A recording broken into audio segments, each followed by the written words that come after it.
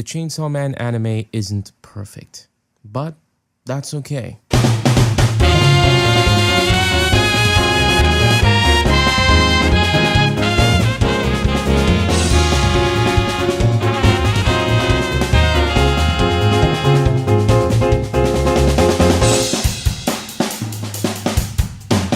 There's some discourse surrounding Chainsaw Man's transition into the second dimension. I can understand some of the criticism to an extent.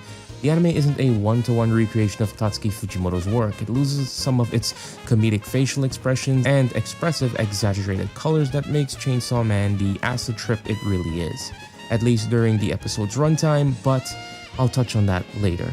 Now, this video isn't going to go into detail about all the background stuff or the backlash in general. These two videos here do a much better job of those things. Instead, I want to put forth my opinions as a manga reader, the things I like and the things that I don't like. But before that, let's talk about Boomslank for a little bit.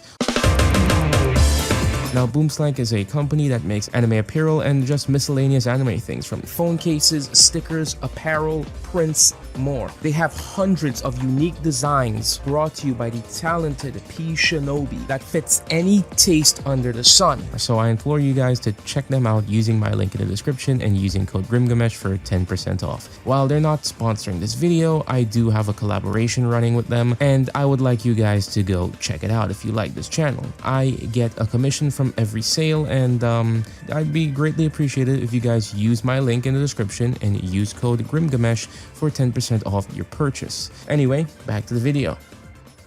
While the lack of exaggeration is disappointing, it's not as though Chainsaw Man loses all of Tatsuki Fujimoto's sensibilities.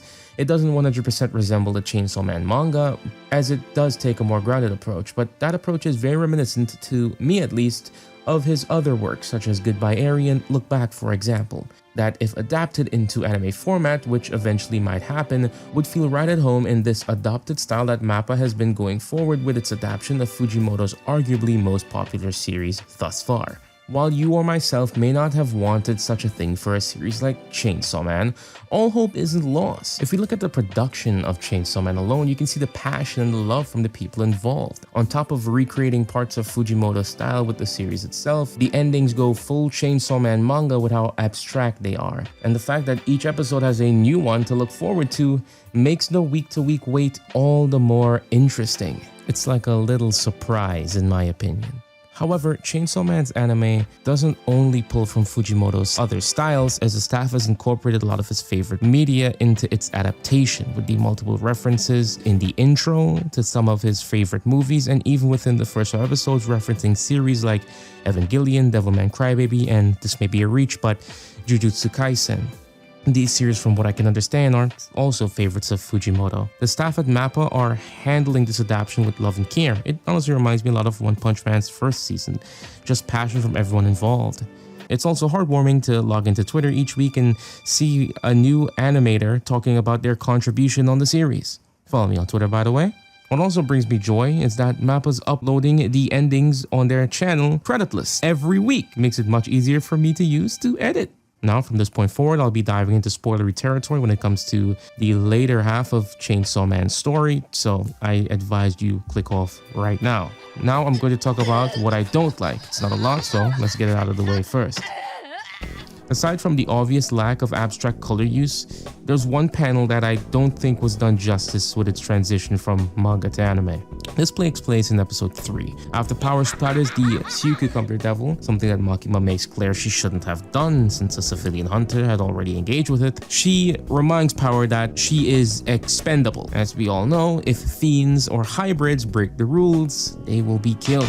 This sends Power into a panic as she blames it on Denji. Now, I don't want to be nitpicky here, but I feel like the expressiveness in this scene could have been a lot more expressive. If you compare it to the manga, the sweat beating down Power's face, the look in her eyes, the way Fujimoto symbolizes her shaking, I feel is done so masterfully that they could have hammed up a little bit in the anime. I mean, Power is terrified here, and these little things just highlight how scary Makima is, because every time Makima and Power are in the same room, for the most part in the manga, Power is always shaking or sweating, and it's something that I think really does bring home this sense of dread that Makima exudes from time to time, and given the later events of the story, we can see why. I really do believe that it was a missed opportunity. What we got here just feels kinda meh in comparison, and that's pretty much where my complaints end. No abstract color and a pretty meh adaptation of a scene that I think should have been done better.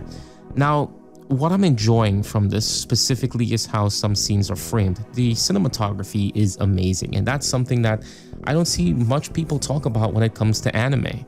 We hear it in movies, we see it in video games, but I feel like anime doesn't get enough credit for how beautiful the cinematography can be sometimes. For example, when Aki and Makima are talking in episode 5, I love the shadows surrounding Makima's face. It feels menacing, ominous, and given her identity as a control devil and all the things she does later in the series, it feels like a little bit of visual storytelling, that's subtle foreshadowing. I also love the scene that takes place right after where Aki is finished talking to Makima as he stands alone as he's engulfed by the beautiful city nightlights, really showing that he's by himself in this life, at least for now. Or in episode 2, when Denji asks if Makima is a bad person, and it shows the isolation between him and Aki as they're drowned out in the sea of people, symbolizing their distance in the story so far and a bit of foreshadowing for things to come.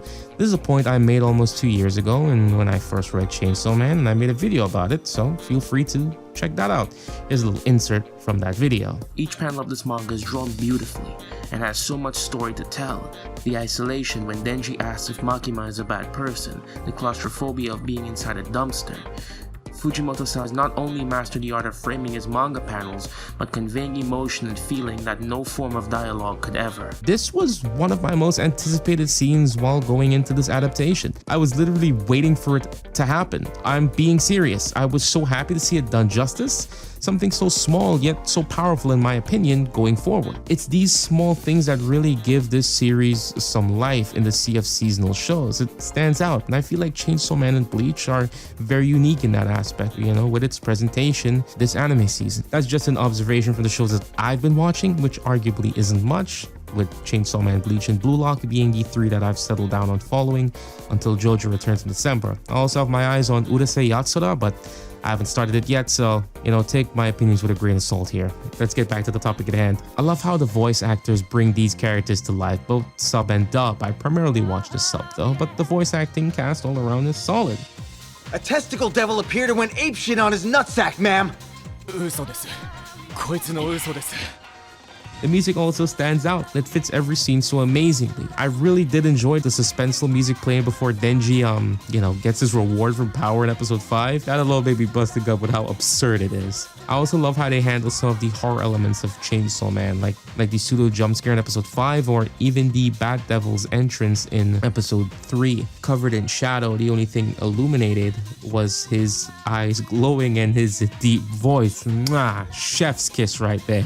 The pacing is also fantastic. As you know, I'm a stickler for good paced stories, and Chainsaw Man does that exceptionally. Each episode goes by just right, doesn't overstay its welcome, and it doesn't feel too fast. It ends right where it should, and it gets you excited for the next episode.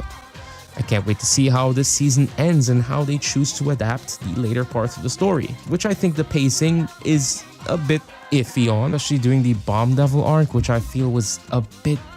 It was paced a bit weirdly. Everything was just flying by so fast. It was just fight after fight after fight after fight after fight. I couldn't breathe. But maybe that's because I binged Chainsaw Man when I read it and I didn't read it week to week. So, you know, you disregard that opinion for now. I'll have to go reread it and see if my thoughts change. But either way, this anime has me excited.